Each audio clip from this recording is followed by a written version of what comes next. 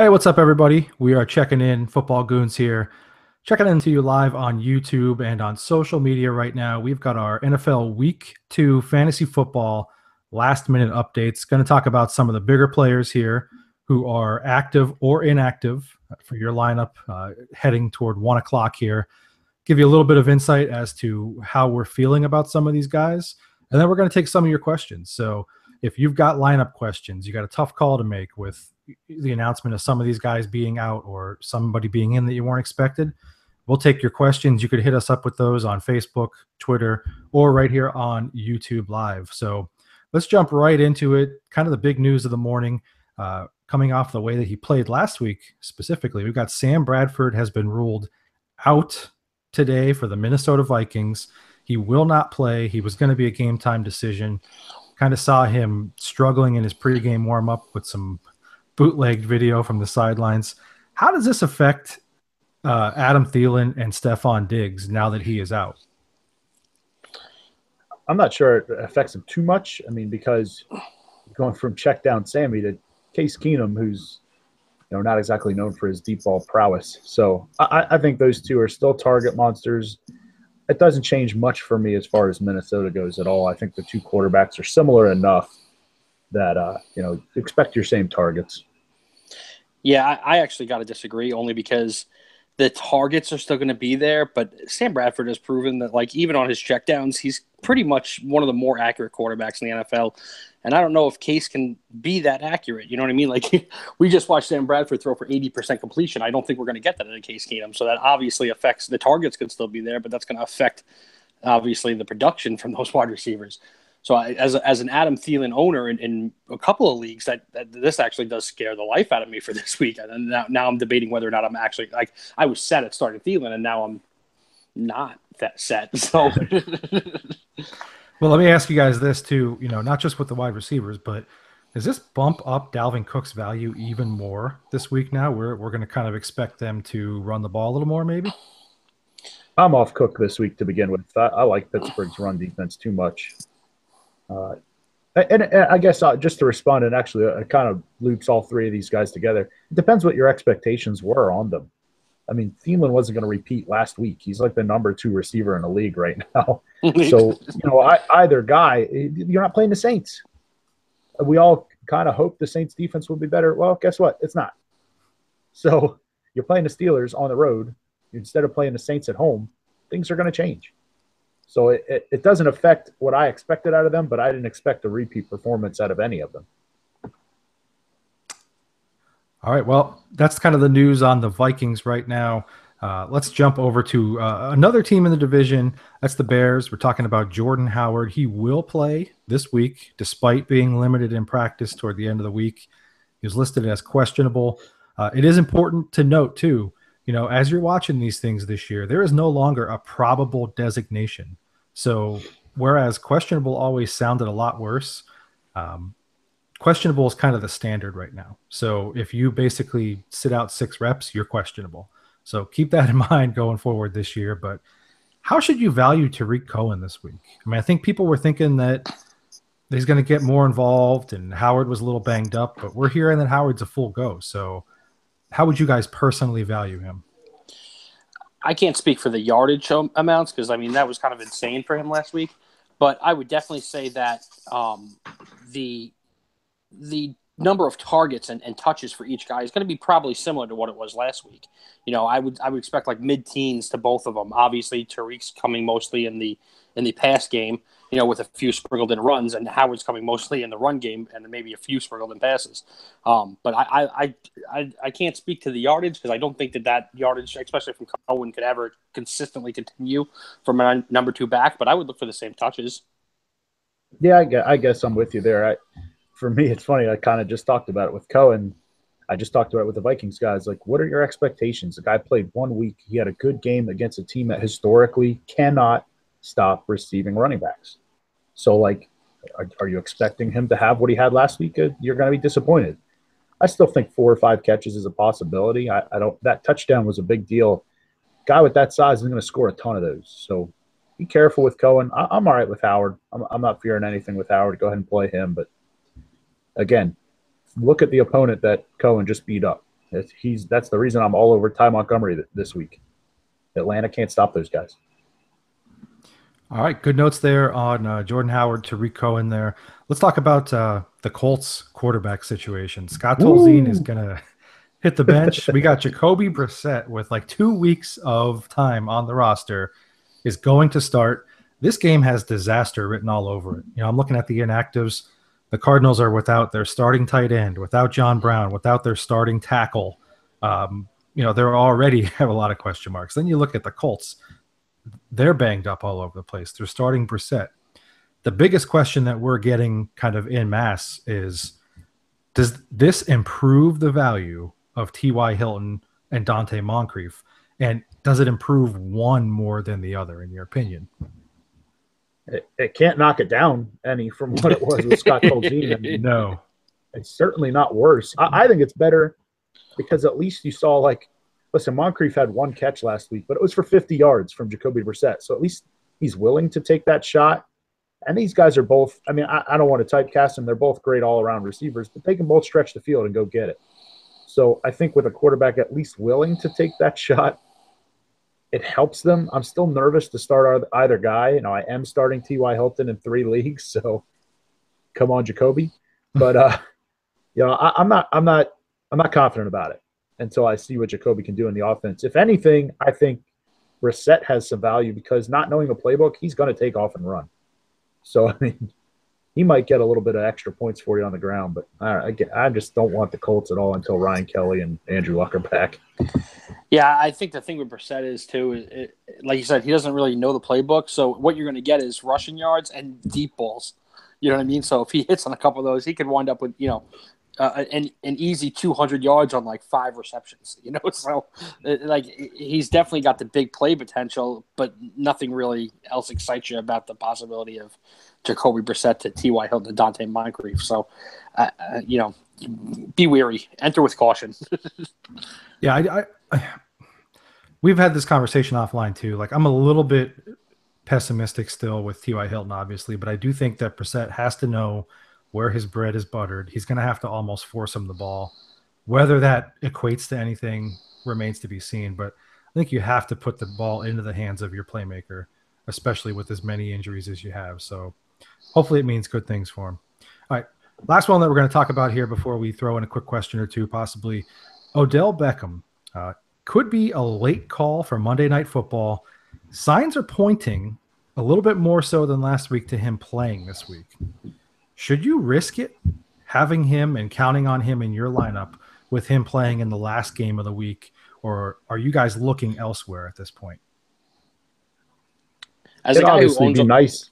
Yeah, go ahead, Rock. I was going to say, as a guy who owns Odell, and after just talking with you two, you know, pre going live, you know, that I don't think it's worth risking it, just because I kind of have a feeling like this is going to be like a Calvin Johnson situation from a couple of years ago.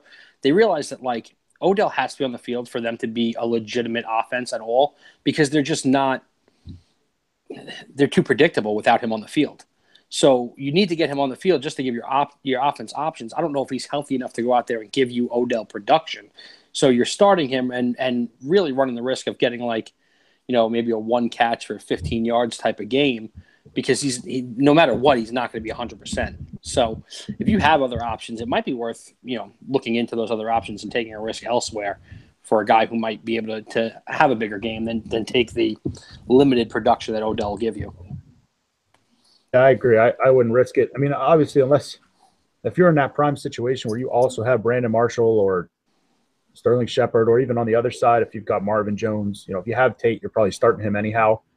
Or you were one of those Galladay pickups. I mean, you've got some options on Monday night in case late word is he doesn't play. But if you don't have the option, I'm not risking it, because I agree he could play and just be total decoy mode. So I probably wouldn't do it, but I'm saying that from a position of safety where I don't own Odell ever for anything ever. ever. Just not interested. All right. Well, on that note, let's get to some questions here. We got a question coming in here. Let me get to it. Should I play T.Y. or Jeremy Maclin this week? Yeah, it kind of goes back to what we said. I mean, we were talking about T.Y. already. Macklin's not quite the caliber for me that I would start him over Hilton. I want to see another week, maybe 2 more weeks before I start worrying about benching T.Y. Hilton. Unless, of course, you're in some kind of prime, you took receiver with your first 4 picks and you're in great shape there. But I wouldn't do it for Macklin. Does the matchup here come into play for you at all, Miles? I mean, Ty realistically is going to be going against like Pat Pete, whereas Macklin's going to be going against whatever Brown decides to line up in front of him.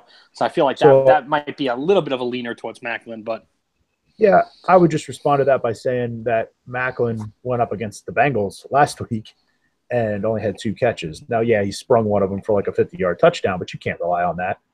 No. So, it's a matchup thing, sure, but it's also a matchup thing where I don't trust Baltimore's offense. I mean, why would the game script be a whole lot different than it was last week where they ran the ball like 40 couple times? I mean, it's not a much better caliber opponent. Yeah, and I'll give a shout out to our friend Tim. Without Danny Woodhead, they might not be passing the ball as much at all anymore. So, right. God, I know Miles loves to talk about Danny Woodhead in the passing game. So. I do almost as much as Odell. All right, last one here. Odell's actually good though. Yeah. All right, one last one here before we wrap this thing up. In a PPR. Got to play one, Tariq Cohen or Mike Gillislee. Probably a little trickier than you might think. Yeah, it is tricky because one of them is going to give you more touches and yards, and one of them is going to give you the possibility of 3 touchdowns. I mean, Gillislee had like 7 carries for like 7 yards and 3 touchdowns. So he's not giving you yardage at all. Really, he's kind of become that LeGarrette Blount goal line back carry guy.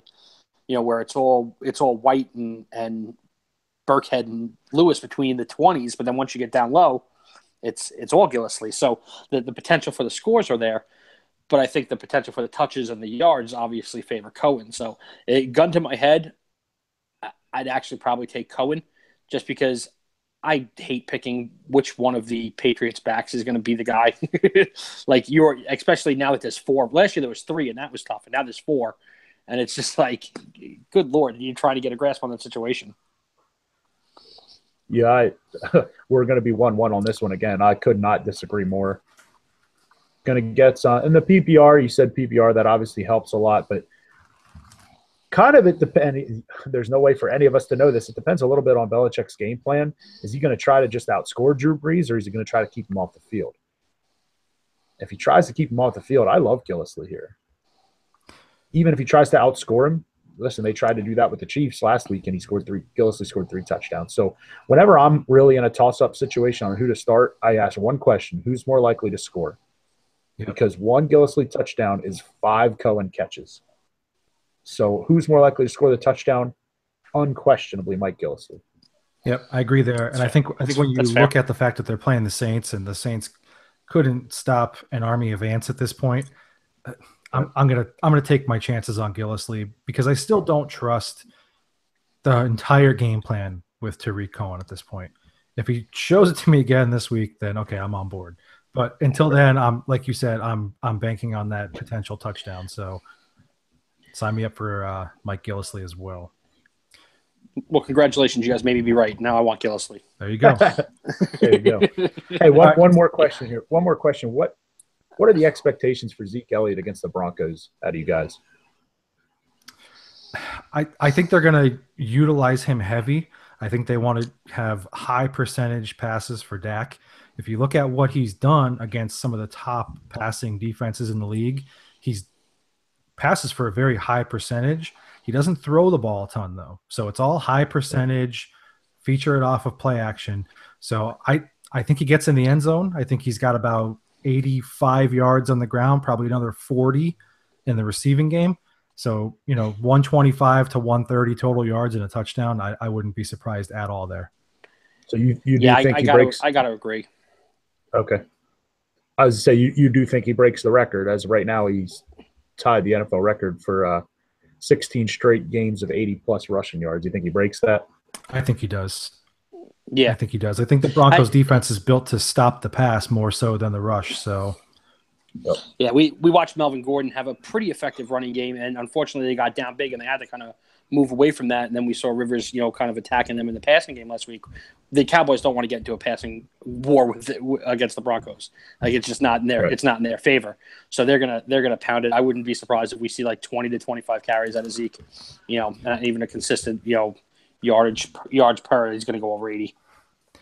All right, guys, we are going to dip out here from this live video. Week 2 fantasy football last minute updates. We will be around on social media for the next little bit here. Facebook.com/Football Goons. On the Twitter, we are at Football Goons. If you got more lineup questions, more insight that you want, you could hit us up there. Do want to remind everybody I am holding the Le'Veon Bell autographed jersey that we are giving away for free. Make sure that you get your entry in to win that. The deadline is October 1st for that. All you have to do is go to footballgoons.com. Right on the homepage there, sign up for the email list. No spam, no junk mail. One weekly email with the podcast, all of our power rankings, everything that is a highlight that week on the website we're going to give to you. We're not going to sell your emails to anybody or anything like that. It's 100% legit. One sign up per email. If you have 20 emails, sign up all 20, you get 20 entries. It's as simple as that. All right, guys, we'll catch you next time.